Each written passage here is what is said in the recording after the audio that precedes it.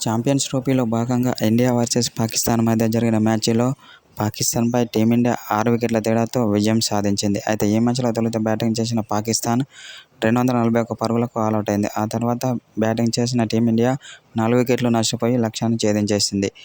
Team India batting చూసుకున్నట్లయితే రోహిత్ శర్మ 20 పరుగులు, శుభమన్ గిల్ 46, విరాట్ కోహ్లీ 100 పరుగులు, శ్రేయస్ అయ్యర్ 56 పరుగులు, హార్దిక్ పాండ్యా 8, అక్షర్ పటేల్ 3 పరుగులు చేశారు.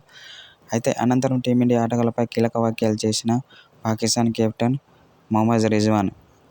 అయితే ఇప్పుడున్న ఫామ్లో టీమిండియాను ఓడించడం చాలా కష్టమే అని మొహమ్మద్ రిజ్వాన్ ఓ సోషల్ మీడియా ద్వారా తెలిపాడు. ఎందుకంటే టీమిండియా ఆటగాళ్లు బ్యాటింగ్లోనూ, బౌలింగ్లోనూ, అటు ఫీల్డింగ్లోనూ చాలా అద్భుతంగా రాణిస్తున్నారు. అనంతరం విరాట్ కోహ్లీపై ప్రశంసల వర్షం కురిపించాడు. ఇలాంటి ప్లేయర్ జట్టులో ఒకరుంటే మాత్రం ఆ జట్టుకు తిరుగుండదని అన్నాడు. అనంతరం విరాట్ కోహ్లీ బ్యాటింగ్పై మరికొందరు మాజీ క్రికెటర్లు ప్రశంసల వర్షం కురిపిస్తున్నారు.